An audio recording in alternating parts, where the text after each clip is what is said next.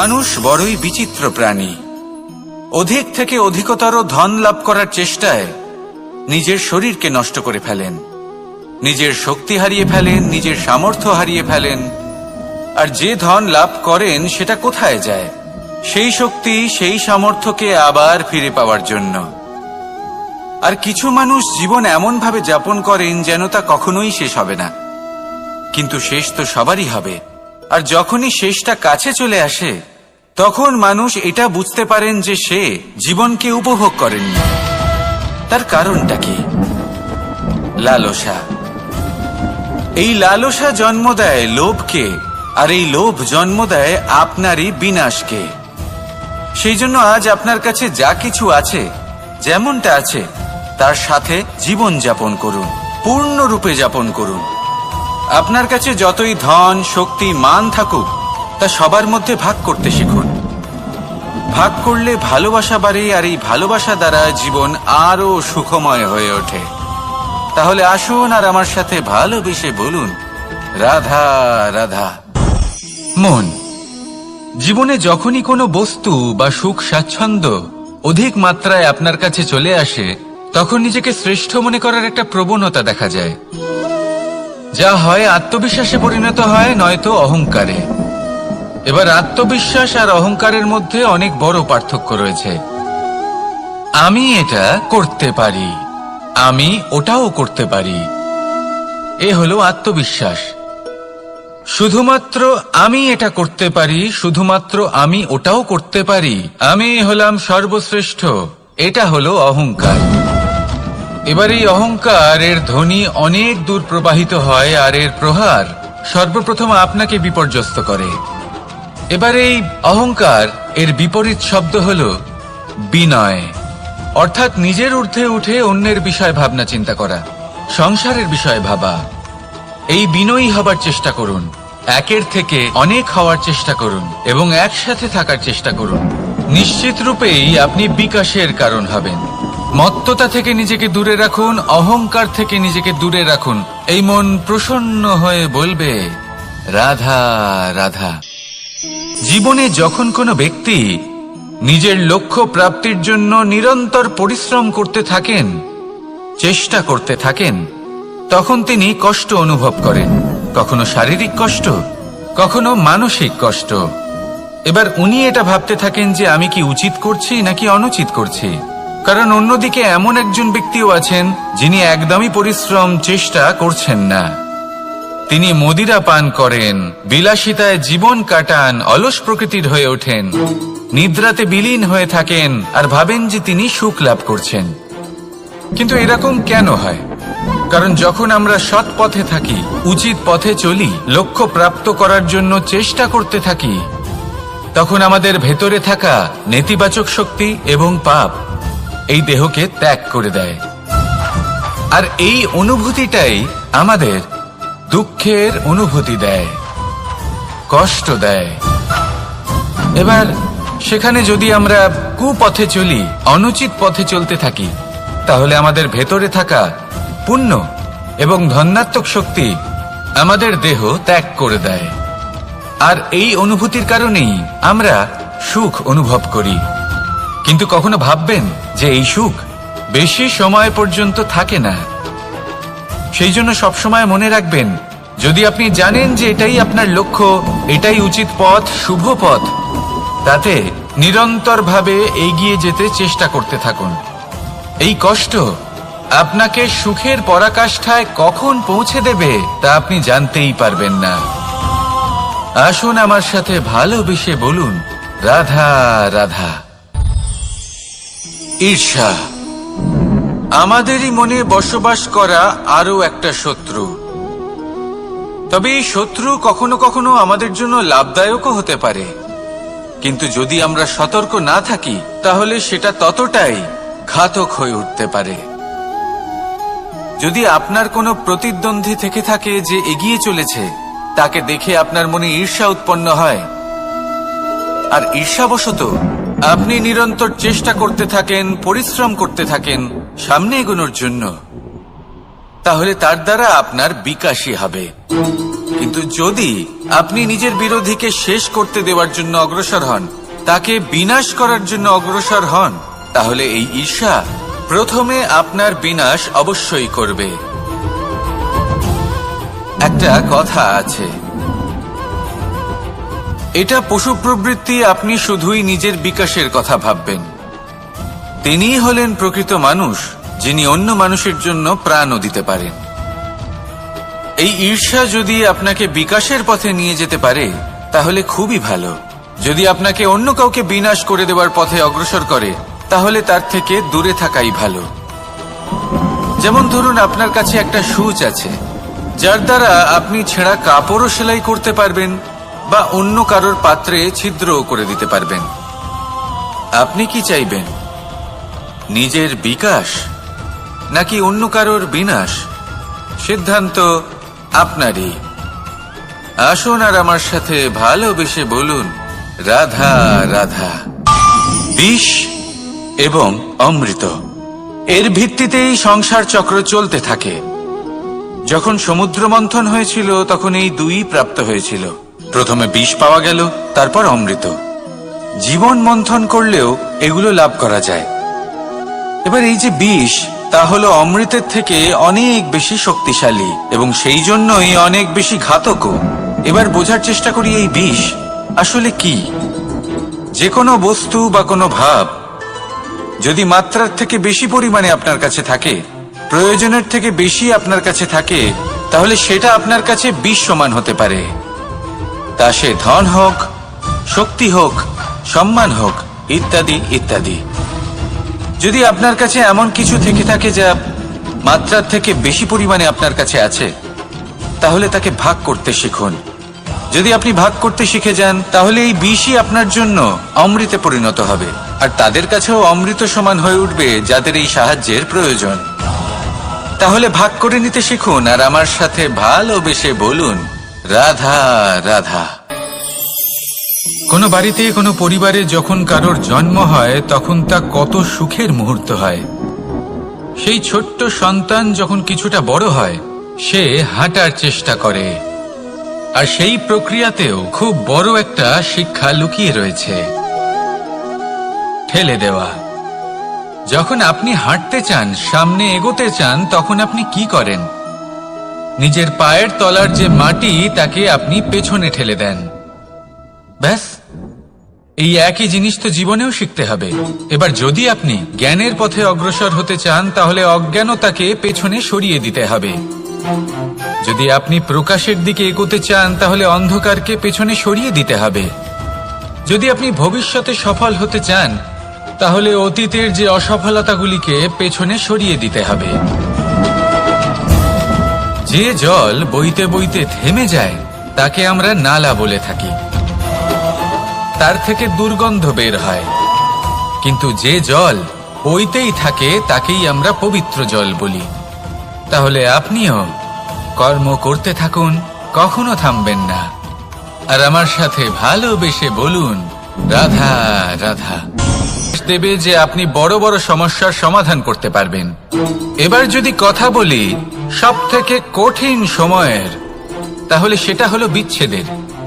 যা মা সীতাকে সহ্য করতে হয়েছে শ্রীরামের জন্য, রাধা কৃষ্ণকেও সহ্য করতে হয়েছে। যে ব্যক্তি বিচ্ছেদের সময় সঠিক পথে চলে এসেছে সে জীবনে অনেক শ্রেষ্ঠ স্থানে অবশ্যই পৌঁছতে পারবে। এবার যদি কথা বলি সবথেকে জরুরি এবং গুরুত্বপূর্ণ সময়ের, তাহলে সেটা হলো সংযোগ। সকলকে সাহায্য করতে থাকুন। আপনি অন্যদের সাহায্য করে তাদের যত আনন্দ দিতে পারবেন ততটাই আনন্দ আপনারও জীবনে অবশ্যই আসবে। আসুন আর আমার সাথে ভালোবেসে বলুন, রাধা রাধা। কামবোধ, এটাই আপনার অন্তরের প্রথম শত্রু। বেশিরভাগ মানুষই কামবোধ বলতে লালসা বোঝেন, কিন্তু এটা সম্পূর্ণ সত্য নয়। কামের আসল অর্থ হল কামনা। এটা খুবই সহজ ব্যাপার। মনুষ্য শরীর থাকলে, মানুষের মন থাকলে এই কামনা অবশ্যই থাকবে। এবার এটাই দেখতে হবে যে এই কামনা নেতিবাচক কামনা নাকি ইতিবাচক কামনা। অন্য কারোর জিনিসে নজর দেওয়া, অন্য কোনো মানুষের উপর নজর দেওয়া, কোনো অনুচিত বস্তুর দিকে নজর দেওয়া, এই নেতিবাচক কামনা। আর এই দুষ্কামনা মানুষকে দিয়ে অপকর্ম করাবেই করাবে। তাই মনে রাখবেন, যে ব্যক্তি নিজের কামনাকে নিয়ন্ত্রণে রাখতে পারেন তিনি সঠিক পথেও থাকেন, সঠিক লক্ষ্যে পৌঁছতেও পারেন। যিনি কামনা নিয়ন্ত্রণে রাখতে পারেন না তিনি তার পথও হারিয়ে ফেলেন এবং লক্ষ্যচ্যুতও হন।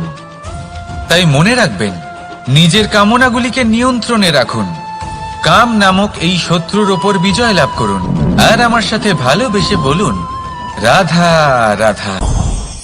ক্রোধ আপনার অন্তরের আরো একটা শত্রু। এই ক্রোধ আসলে কি? আপনার মনের এক ভাবনা, যা আপনার মনেই উৎপন্ন হয়। এই মন আত্মার সাথে যুক্ত থাকে।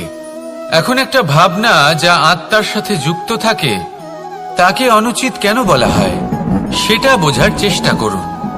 ক্রোধ কখনো কখনো জরুরি হয়, বিশেষ রূপে তখন যখন আপনি সঠিক পক্ষে দাঁড়িয়ে রয়েছেন এবং সামনের ব্যক্তি অধর্মের পক্ষে রয়েছেন আর বিনম্রভাবে মানছেন না। যেমন শ্রীরাম ক্রুদ্ধ হয়েছিলেন সাগরের ওপর, ওটা উচিত ছিল, আর তা ততক্ষণই উচিত যতক্ষণ আপনি ক্রোধকে নিয়ন্ত্রণ করছেন।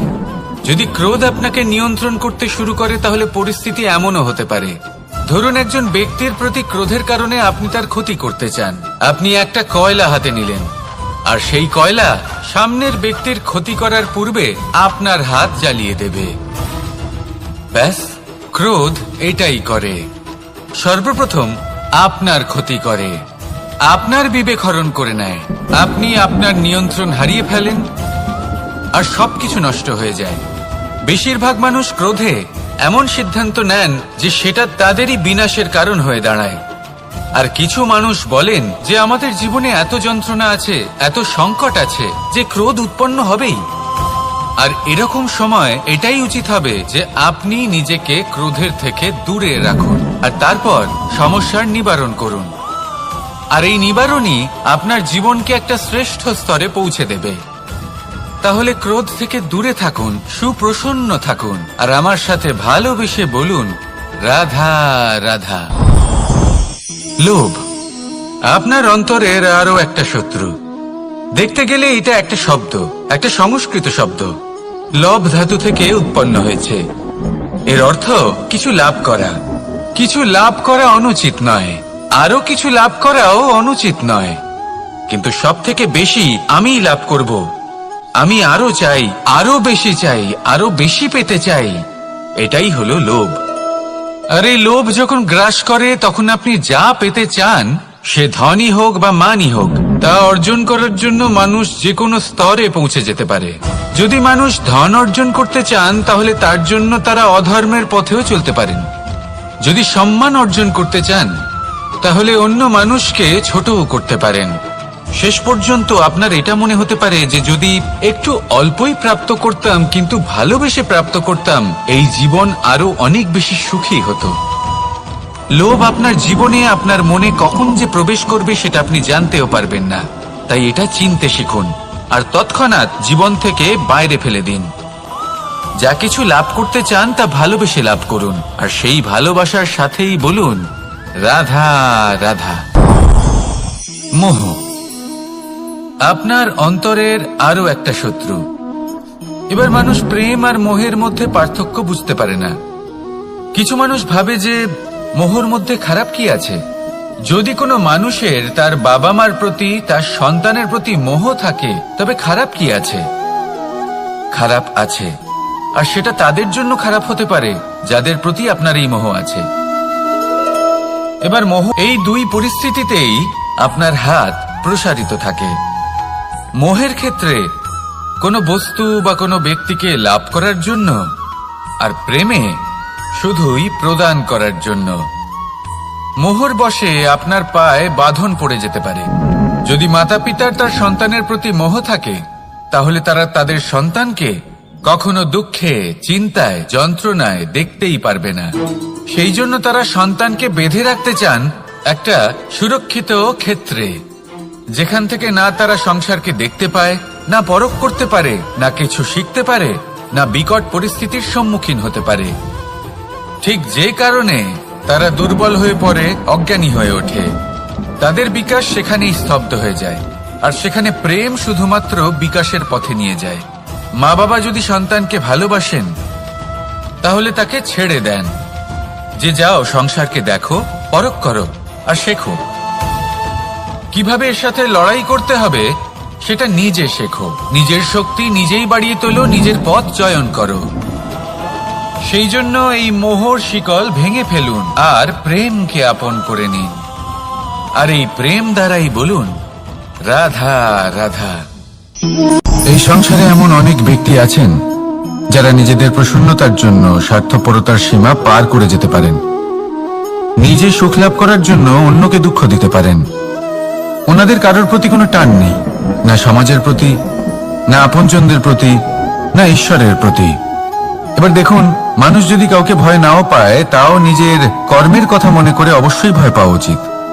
কারণ আপনি যা কর্মই করুন তার ফল নিজে থেকে আপনার কাছে আসবেই, নিশ্চিত রূপে আসবে।